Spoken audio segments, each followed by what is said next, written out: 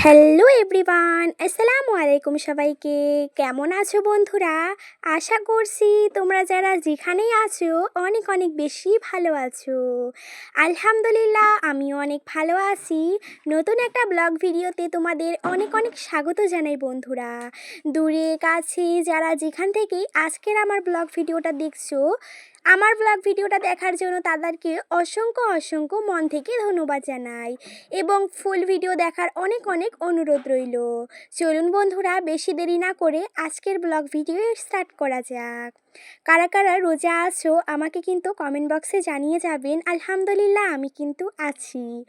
তো সকালবেলা উঠেই কিন্তু আমি একটু ক্যামেরার সামনে আসলাম।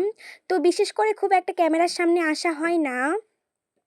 তারপরে কিন্তু স্নান করে কিন্তু জামা কাপড় কেচে দেওয়া হয়েছিল। ওই জামা কাপড়গুলো সুন্দর করে কিন্তু এখন আমার মা ভাঁজ করে নিবে।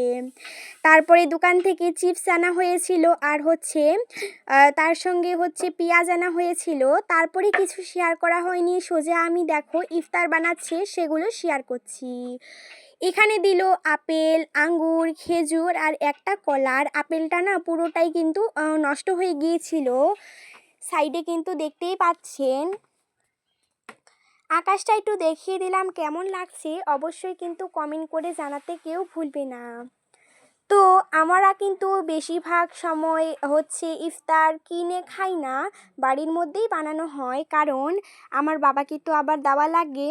তো আমাদের না একটু একটু জিনিস হয় না, তার জন্যই কিনে খেলে কিন্তু আমাদের হবে না আর ভালোও লাগে না। সব সময় দেখবে যে ঘরের জিনিসের টেস্টই আলাদা।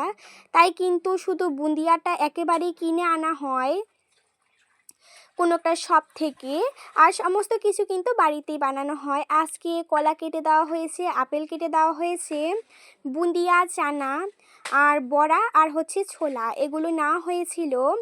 আর তার সঙ্গে হচ্ছে আমার মা সুন্দর করে পাঁপড় ভাজছিল। বাজারে কিন্তু দেখো এমনি এই যে এমন করে একটা ছোট সাইজের পাঁপড় 10 টাকা করে নেয়। তো তার জন্য বাইরে থেকে আনলে তো আমাদের আবার হবে না, তাই আমরা কিন্তু বাড়ির মধ্যেই বানাই। আর আমিও আপনারাও চেষ্টা করবেন বাইরের জিনিস কম করে খাওয়া।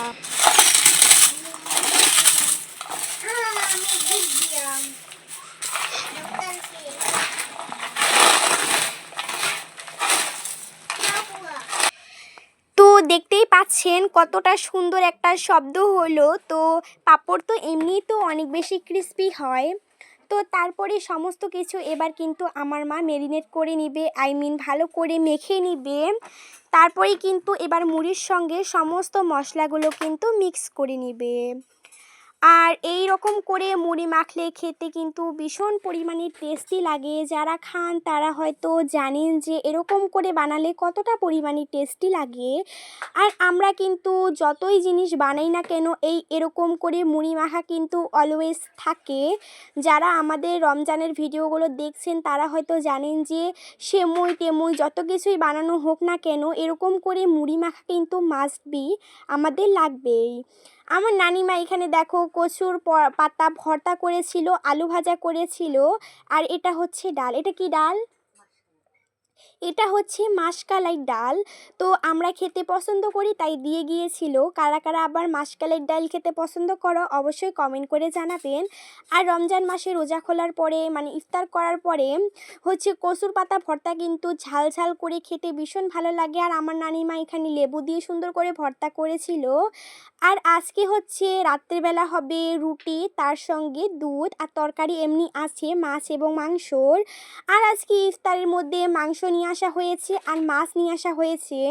বাড়ির মধ্যে লাউ এবং মানে একেবারেই টাটকা লাউ গাছের কচি লাউ, তার সঙ্গে লোকাল বেগুন তো আছে। আমার আমার বোনু আবার হচ্ছে মাংস খায়, মাছ একেবারেই খেতে পছন্দ করে না, তার জন্যই মাংস আনা হয়েছিল। আর মাছটা আনা হয়েছে হচ্ছে আজকে খাবো বেগুন দিয়ে, আবার কালকে খাবো লাউ দিয়ে।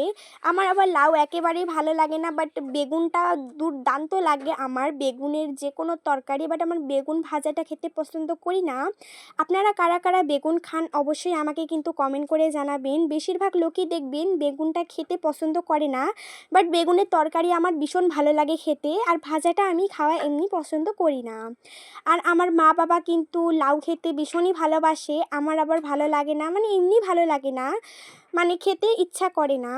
তো বলতে বলতে মাছগুলো সুন্দর করে কাটা কমপ্লিট করলো, তারপরে ধুয়ে আনা হয়েছিল। এখানে হচ্ছে দুটো লেগ পিস নিয়ে আসা হয়েছে আমার জন্য আর আমার বোনুর জন্য। সবসময় কিন্তু দুটো লেগ পিস পাওয়া যায় না, বাজারের মধ্যে হাহাকার পড়ে যায় কি বলবো লেগ পিস নিয়ে। তারপরেই দেখো দুটো লেগ পিস, তার সঙ্গে এই যে মাছগুলো সুন্দর করে কি করা হয়েছে, এগুলো কিন্তু সেহরির মধ্যে খাওয়া হবে।